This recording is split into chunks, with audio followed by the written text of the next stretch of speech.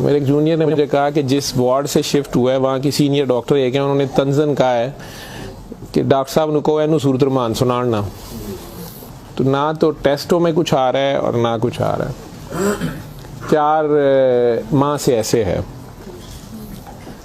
तो जो हिस्ट्री होती है, हम जो डॉक्टर्स कॉमन चीज़ें होती हैं वो सारे पूछते हैं। तो बच्चों ने मुझे बताया, जूनियर डॉक्टर्स ने, कि ना शुगर है, ना ये नहीं वो नहीं फलानी। मैंने इन्हें कहा कि इसका एड्स का टेस्ट करा लें। तो बच्चों ने कहा कि जी पिछले साल इसका एड्स का टेस्ट मेयो हॉस्पिटल में हुआ था, तब भी इसको इसी तरह डायरिया लगा था और वो नेगेटिव है, और लेकिन पिछले साल फिर ये डायरिया ठीक हो गया था 2-3-4 माह के बाद, फिर ये बहुत बेहतर हालत में हो गया था, लेकिन अब फिर इसको 4 माह से ये है और अब इसकी ये हालत हो गई। अब ये बेहोश था, वो खैर वेंटिलेटर पे चला गया, लेकिन मैंने फिर भी उसका एड्स का टेस्ट भेज दिया कि ये भेजो उसकी बीवी का।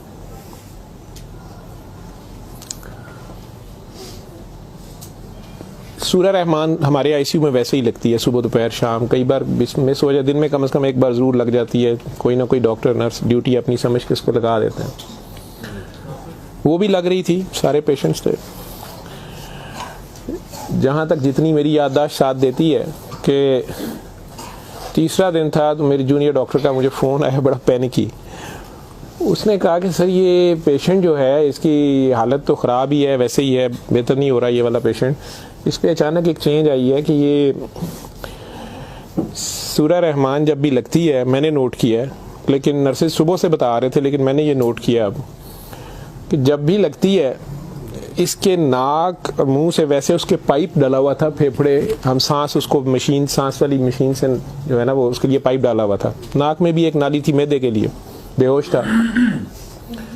उसने कहा जी इसके नाक में से सुंडियां उबलना शुरू हो जाती हैं बाहर को, और नर्सेज इसके ऊपर ड्यूटी करने से तंग हो रहे हैं। तो अब शक्कर एक मशीन होती है जिससे हम मरीज के अंदर से एक बलगम निकालते हैं जो नेगेटिव प्रेशर से सक करती है। तो सर इसको हम सक करते हैं, लेकिन ये नहीं समझ आ रही कि ये कहाँ से आ रहे हैं। मैंने कहा इसके मैदे से खींच के देखे, उन्होंने कहा जी उधर से नहीं आ रहे। मैं कहा इनकी सांस वाली नाली से आ रहे हैं, उसमें से भी नहीं आ रहे। लेकिन जब सूरा रहमान बंद करते हैं ये ख़त्म हो जाते हैं, ये बाहर नज़र नहीं आते। यहाँ हमारी हड्डियों में खाली जगह होती है, उन्हें हम साइनस बोलते हैं डॉक्टर्स। तो मैंने कहा यार फिर इसके ये साइनस से आ रहे हैं, और मेडिकली हम इसे मैगट्स इन्हें कहते हैं। हम शुगर का मरीज़ बेचारा आखिरी स्टेज पे, कई बार उसके ज़ख्म बहुत ख़राब हो जाए तो उसमें कीड़े कई बार पड़ जाते हैं इस तरह। लेकिन ये चीज़ मैंने नहीं सुनी थी, और ना ही उसकी कोई, ना वो शुगर का मरीज़ था ना कुछ और था। मैंने डॉक्टर साहब से कहा कि आप जो है ना इसका ये तो अब एंटीबायोटिक्स जा रही हैं, सारा कुछ जा रहा है, वैसे इसके एड्स के टेस्ट का पता करें वो कब तक आएगा। तो मुझे लग रहा है कि इसकी क़ुव्वत मुदाफ़ियत कोई नहीं है, और ये कीड़े इस तरह पड़ गए। अगले दिन जब मैं राउंड पे आया तो मुझे एक और कहानी पता चली। उन्होंने कहा जी कि इसकी बीवी जो है ना उसने कल रात को हमारी स्टाफ से लड़ाई की है, और वो क्रिश्चियन हमारी जो स्टाफ है नॉन मुस्लिम, शायद उन्हें बड़े गुस्से में उसने कहा कि तुम लोगों ने हमारा मरीज़ ख़राब कर दिया और कीड़े डाल दिए हैं, आप लोगों की केयर अच्छी नहीं है। थी वो बिल्कुल लोअर सोशियो इकनॉमिक स्टेटस से, पुअर, जो अनपढ़ तबका जिसे कहते हैं। तो कहती जी उसने काफ़ी शोर डाला है कि मेरा मियाँ तो बिल्कुल ठीक ठाक था, ये कीड़े आप लोगों ने 3 दिन के अंदर डाल दिए हैं। तो वो डॉक्टर साहब कहने लगे कि बड़ा अच्छी दलील दी है। जो ड्यूटी नर्स थी वो इसको कहने लगी है कि इधर आओ, बल्कि उस नर्स ने हमारी ने नोट किया कि ये सूरा रहमान जब लगती है तो ये ऐसे होता है। तो उसी ने डॉक्टर को मेंशन किया, लेकिन ये औरत शोर डाल रही थी। तो उन्होंने उसको दूसरे 2 मरीज़ों के पास ले गए जो हमारे पास 5-6 महीने से बेहोश, एक के सर में चोट थी तो उसके दिमाग ख़त्म हुआ हुआ, एक को वैसे फालिज से दिमाग ख़त्म हुआ हुआ था, तो उन्हें घर भी नहीं ले जाया जा सकता था। तो 4-6 माह से वो हमारे पास आईसीयू में है। तो उन्होंने उन्हें कहा कि ये देखो अगर कीड़े पड़ने होते तो ये 6 महीने से हमारे पास हैं, तो इनके तो ज़ख्म भी नहीं है, पीछे बेड सोर बन जाते हैं, कुछ भी है, तो आपके मरीज़ को ये हमने 3 दिन में करना था। तो इनकी कोई बीमारी ऐसी है, और हमें एड्स वाला वो जो भी उन्होंने कहा कि जो टेस्ट हमने आपको दिए हैं ना कि करा के लाएं बाहर की लेबॉर्ट्री से या कहीं अंदर से, वो हमें ला के दो जाम से रिपोर्ट है। उसने कहा जी वो काफ़ी वैसे एग्रेसिव है, तो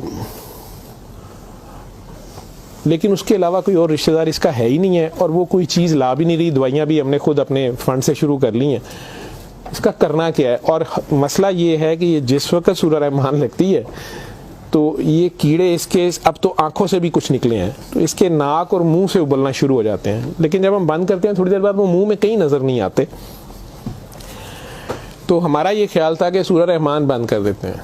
इसकी बीवी ने भी कहा कि ये तुम लोग फिर बंद करो, पता नहीं क्या तुम लोग लगाते हो। तो वो जो हमारी नॉन मुस्लिम सिस्टर थी उन्होंने उसे कहा कि मेरी बात सुनो, मुझे नहीं पता इसे क्या बीमारी है, लेकिन वो इसे प्रेयर कहती थी। उन्होंने कहा जब ये प्रेयर लगती है ना ये कीड़े इसको छोड़ के भागते हैं, ठीक है। तो मैं तो कहती हूँ इसको 24 घंटे यही सुनाई जाओ। जब मैंने ये बातें सुनी तो खैर मैंने कहा कि इसकी बीवी को कहो कि वो रिपोर्ट का या हमें रसीद दे दें, हम खुद अपने तौर पे पता कर लेते हैं। तो मेरे राउंड करने के बाद वो बंदी खुद ही आ गई मेरे पास। वो मुझे नहीं पता था कि वही सिस्टर ने उसकी बिठा के कहीं काउंसलिंग की थी। उसे उन्होंने कहा कि इसको हमें शक है कि एड्स ना हो, कि इसकी कुव्वत मुदाफ़ियत नहीं है, इस तरह कीड़े इसको पड़ गए, कुछ हो गया, शायद कमज़ोरी से हो गया, बीमारी की कमी से हो गया। तो ये उसका हम पता करना चाह रहे हैं। अदरवाइज़ तो जो दवाइयाँ हैं वो वही रहनी है। कुछ तरह की उसने बात की, कहती कि वो डर गई है थोड़ी सी और वो कहती मैंने बड़े डॉक्टर साहब से कोई बात करनी है। बहरहाल अब मुझे जितना याद है मैं 1 साल बड़ी सोचा है इसके ऊपर कि मैं इसको बयान करूं या ना करूं लोगों के सामने। उस औरत ने बड़ी खौफनाक कहानी मुझे सुनाई। जब उसे ये डर पड़ा ना कि इसको एड्स ना हो और उसको ना एड्स लग गई हो, अब वो मुझे कहने लगी इधर कमरे में आके कि डॉक्टर साहब ये जो मेरा मियाँ है ना ये असल में जादूगर है। मैंने कहा आपने तो पहले दिन लिखवाया कि ये रिक्शा चलाता था और रिक्शा ड्राइवर है। उसने कहा जी ये रिक्शा ड्राइवर तो है लेकिन ये जादूगर है, काला जादू करता है, लेकिन करता कुरान से था। मुझे हंसी आ गई, मैंने कहा कुरान से काला जादू कैसे हो सकता है। बहरहाल टू कट इट शॉर्ट, उस औरत की हमारे वो डॉक्टर्स ने मुझे, चूँकि वो वीडियो मेरे पास वो सिर्फ पड़ी है जिसमें वो कीड़े प्लेट में हमारी उसे हम डिश कहते हैं उसमें वो निकाल के वो डाल रहे थे, तो मुझे उन्होंने भेजे कि इसका करना ये क्या है। पहली रात जब उन्होंने मुझे मैसेज किया रात को व्हाट्सएप पे, तो वो वीडियो मेरे पास पड़ी हुई है। औरत ने मुझे बताया जी कि मैं खुद किसी की बीवी थी, उसकी माँ मुझे बड़ा तंग करती थी और मैं चाहती थी कि ये मेरे अंडर आ जाए। मुझे किसी औरत ने, दूसरी ने बताया, हमसाई ने बताया कि ये खामन तुम्हारा गुलाम हो जाएगा, तुम इसके पास चली जाओ। बाकी तफसीलात में मैं नहीं जाता, जो कुछ उसने मुझे बताया, उसने कहा जी कि ये इसका जादू का तोड़ ही नहीं था और इसका काम लाजमी इसका होता था, ये जैसे भी करता था। तरीकाकार उसने क्या कहा जी, इसने कमरे में अंदर एक गाँव तकिया रखा होता था, उसके ऊपर इसने वो जिस तरह स्माइली होता है, जो मुझे समझ आई कि उसने कोई बुत सा बनाया हुआ था, उस कमरे में ये बैठाता था और वो लोगों को पहले तो कुरान शरीफ भी पता नहीं पढ़ने वो कहता था, कुछ करता था, फिर उनकी बात सुनता था, सारा कर करा के जो मुझे उसका तरीका वारदात समझ आया या जो भी था। उसने कहा जी कि जो गरजमंद होता था ना वो दीवाना, औरतें बड़ी दीवानी होती थी, ठीक है, या यंग लड़के लड़कियां कि मेरी वहाँ शादी हो जाए, वहाँ हो जाए, औलाद हो जाए, कई लड़के आते थे। तो जो उसने सबसे गंदी बात मुझे बताई, बड़ी फजूल जो उसकी हरकत थी या जो भी, वो इस्लाम तो हो ही नहीं सकता। उसने कहा जी ये उन औरतों को और अपने बारे में उसने कहा कि मैंने भी ये गलती की, मेरे से भी ये गुनाह हुआ, लेकिन मुझे गुनाह सवाब का इतना नहीं पता था। तो ये पहले वो तकिए को सजदा कराता था, खुद उसके पीछे खड़ा हो जाता था, फिर वो कहता था कि ये असल में तुम लोगों पे काला जादू हुआ है, इसको तोड़ने के लिए पता नहीं नूरी बड़ा ज़रूरी है, ठीक है। फिर वो हमें कहता था कि वुजू करके आओ, ठीक है, वुजू करके आते थे, वो पता नहीं कौन सी सूरत पड़ा, वो कई सूरतें मिक्स करता था। ये सब करते कराते 1-2 सेशनों के बाद कुछ नहीं लेता था। फिर जो ज़्यादा लोग अपने काम के पीछे दीवाने होते थे उनको वो बताता था कि इसमें बड़े पैसे भी लगेंगे, ये जान पे खेलना पड़ना है, पता नहीं क्या करना, और तुम्हें भी मेरे साथ करना पड़ेगा, इसमें बड़ा कुछ जो है ना रिस्क है, लेकिन काम तुम्हारा हो जाएगा। वो जो भी उसकी कहानियाँ थी, जो उसको बाद में किसी और वजह से पता चली, जो मुझे वो बता रही थी कि जी ये औरतों के साथ भी और यंग लड़कों के साथ या मर्दों के साथ भी गलत काम करता था, फिर उन्हें अपना गंद खाने पे मजबूर करता था, फिर उन्हें पता नहीं कौन से कोई आयत, मतलब आयत बनाई हुई थी या कोई नाम था पता नहीं क्या, कि अरबी के जी ये पढ़ के ना तुमने ये मिक्सचर जो है ना, ये हंडिया पकाते हुए थोड़ा सा बीच में गंद डाल देना है और अपने खामन को खिला देना है, या उस लड़की को खिला देना है, या उसको खिला देना है। तो मैं अपने खामन के साथ ये सारा कुछ किया मैंने। अब मुझे बताएं कि जब वो उस बंदे के साथ ही सो गई तो उसके खामन तो वो रहा ही नहीं है ना, तो ना वो मुसलमान रही है ना वो ये हरकतें सारी। अब उसके बाद बकौल इन खातून के, इस लड़की के, कि जी वो खामन जो मेरा था उसमें तो तब्दीली नहीं आई, उसने मुझे फुल मारना शुरू कर दिया और मुझे इसकी, मेरे तड़प इसकी तरफ भागती थी कि मैं इसके पास आऊँ। तो फिर मैंने इसके पास वैसे आना शुरू कर दिया कि मैंने तुम्हारे साथ शादी करनी है, मैंने उधर से तलाक लेनी है, मैंने ये करना है वो करना है। तो मैं उन्हें बताए बगैर इसके पास आ गई। इसके साथ मैं 6 माह रही। इसने कहा कि फिर ऐसे ही रहना पड़ेगा और इस सारे काम में मैं शामिल हुई। तो इसने वैसे मुझे कहा कि निकाह हो गया हमारा, कुरान शरीफ पे इसने निकाह किया। उसने कहा हम दोनों की रजामंदी निकाह है, वो पीछे से तलाक लेके नहीं आई, ठीक है। उसके बाद इसको ये डायरिया लग गया। डायरिया लगने के बाद ये कहती है कि जी मेयो अस्पताल में जब हम थे 4 महीने हमें हो गए और बुरा हाल था इसका पिछले साल। तो ये एक दिन मुझे कहने लगा कि मैं कहता हूँ कि मैं अल्लाह से तौबा कर लूँ,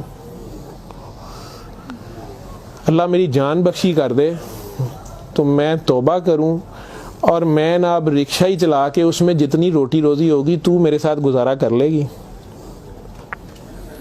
और तू भी वापस चली जा अपने खामन के पास, ठीक है।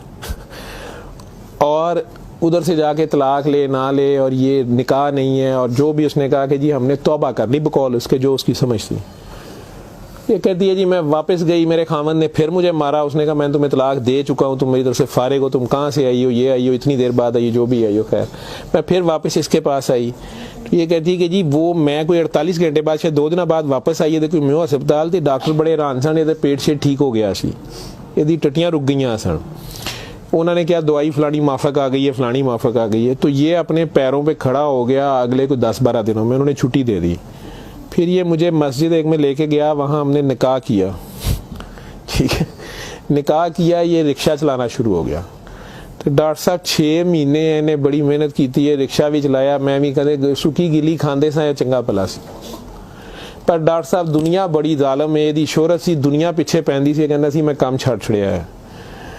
डॉक्टर साहब हूँ फिर एक बच्ची आई तो बड़ी सोहनी सी, वो बड़ी रोंदी सी, ओदा पता नहीं की मसला सी। डॉक्टर साहब ने ਉਹਦੇ ਨਾਲ फिर वही काम शुरू कर लिया।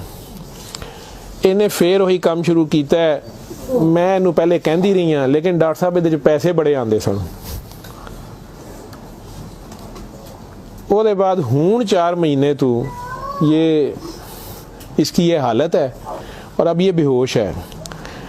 अब मैं अल्लाह से तौबा करना चाहती हूँ, अल्लाह मुझे माफ़ कर दे, मुझे तो समझ नहीं थी, तो मुझे माफ़ी ले दें। और इसका अब क्या बनेगा और क्या नहीं बनेगा। मैंने ये काफ़ी बीच में से सेंसर करके आप लोगों को सारी बात सुनाई है। और मुझे कहती है जो कीड़े इसके अंदर से निकलते हैं ये क्यों आ रहे हैं, ये कहाँ से आ रहे हैं। मैं कि बीबी ये, मैंने उसे साइनसेस वगैरह समझाया। मैं कि ये इसके बहुत ज़्यादा खून की कमी है, इसके अंदर जरासीम पड़ गए हैं, जो भी। मैं डॉक्टरी तो मैं उसे और क्या मैं उसे कहता।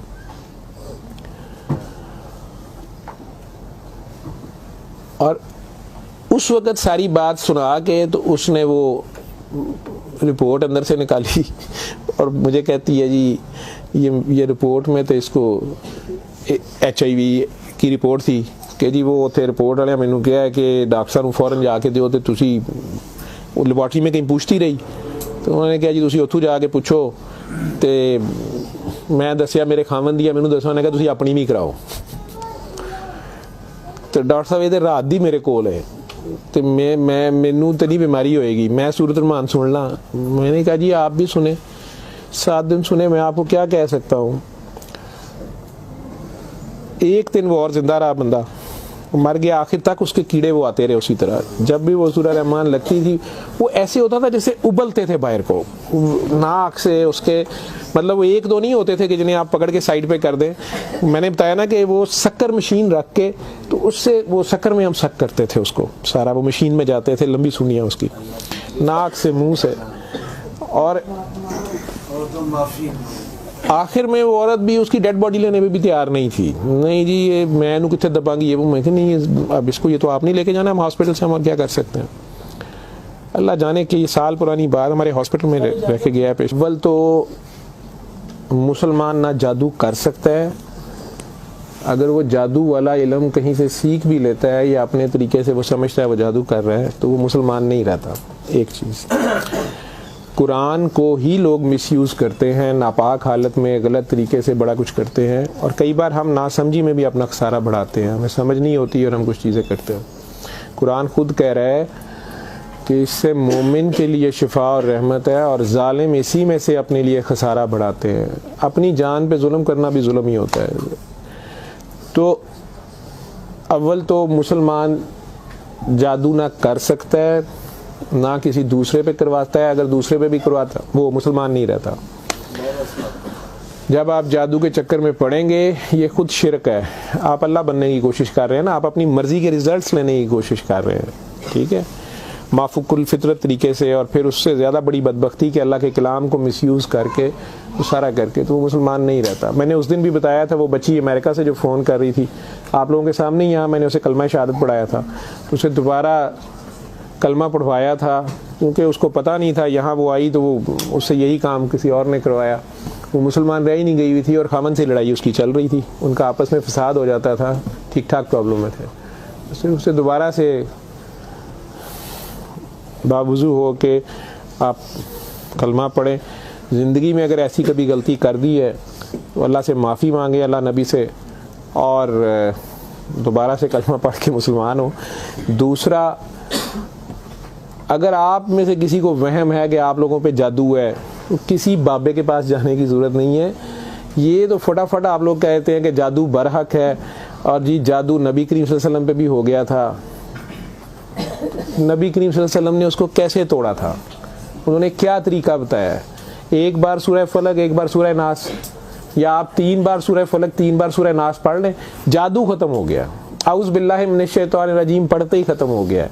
वैसे तो मुसलमानों पे तो होता ही नहीं है। मैंने सूरह मोमिनून की 89 आयत बार बार रेफरेंस दिया है, मैं किसी बहस में नहीं मजहबी में पढ़ना चाहता। अल्लाह बड़े वाज़ेह तरीके से उसमें बता रहे हैं कि इनसे पूछो, सूरह मोमिनून में 84 से 89 तक, इनसे पूछो कि आसमान और ज़मीन का मालिक कौन है, ये सारा कुछ किसने बनाया, ये फ़ौरन कहेंगे अल्लाह है। इनसे पूछो तुम्हारी ज़िंदगी और मौत का हर चीज़ कौन फनी, कहेंगे अल्लाह में। फिर इनसे पूछो फिर तुम कहाँ से जादू कर दिए जाते हो, जब हर चीज़ का मालिक वो है तो फिर ये जादू तुम लोगों पे कहाँ से हो जाता है? ये हमारी अपनी सोच में होता है।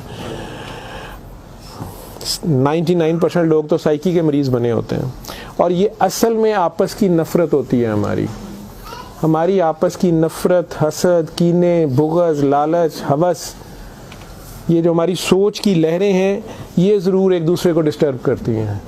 ये नज़र लग जाती है, माँ की नज़र अपने बच्चे को लग जाती है, प्यार से ही देख ले, उसको ज़्यादा एनर्जी चले गई, बीच में माशाल्लाह नहीं कहा, फोकस अल्लाह से हटा, बच्चे पे गया आपका। तो अल्लाह के रेफरेंस से उस बच्चे को देखें कि माशाल्लाह मेरा बेटा कितना प्यारा, तो फिर नज़र नहीं लगती है। ये बातें आपको समझाई गई हैं, इस फोकस आपका अल्लाह रहे। नाउज़ बिल्ला, कई बच्चे मेरे साथ ज़्यादा प्यार से जब ज़्यादा चलते हैं, आप अल्लाह हैं, नाउज़ बिल्ला मैं अल्लाह कैसे हो सकता हूँ? फिर उन्हें मैं कहता हूँ कि बेटा ये कुफ्रिया कलमा है, किसी बात से कोई बंदा मुद्दतों से फंसा होता है, उसमें से निकलता है, कई बहुत बड़ी बात कर देते हैं। होश के लोग नहीं होते हैं, जब तक होश में नहीं होते हैं तो उस वक्त तक तो उन पर हद नहीं लगती, लेकिन जब होश आ गई है उसके बाद ये बात कुफ्र में आती है, और अल्लाह ये बर्दाश्त नहीं करता। आप नासमझी में भी कर रहे हो, बच्चा नासमझी में भी उल्टी सीधी हरकतें कर रहा हो तो माँ तो कान पकड़ लेती है, उसने भी उसे सिखाना तो होता है, उसे साबित तो कराएगा, पहचान तो करा के छोड़ेगा अल्लाह कौन है, अल्लाह कहाँ है। ठीक है, आयतुल कुर्सी का मतलब है कुर्सी की निशानी, कुर्सी का इशारा। ठीक, जब आप खौफ की हालत में हैं तो वो पढ़ लें, या आपको लगता है कि हमें कोई मसला ना हो तो पढ़ लें, तो उसका मतलब ये नहीं है कि वो आयतुल कुर्सी के लफ्ज़ या आयतुल कुर्सी के वो आपकी हिफाजत करते हैं। उसका मतलब क्या है? अरब्स को तो पता चलता था पढ़ते हुए कि वो क्या कह रहे हैं, तो वो सारी अल्लाह की हम्द और अल्लाह की शानें बयान हो रही हैं। तो कुर्सी की बात तो हो रही है कि कुर्सी ज़मीनों आसमान पे हर तरफ वो है, तो असल में तो कुर्सी वाले की बात हो रही है। तो जो कुछ करना है कुर्सी वाले ने करना है, तो अगर कुर्सी वाले से आपका ध्यान हट गया ठीक है, तो आप कुर्सी की पूरा शुरू हो गए, तब भी फंस गए आप।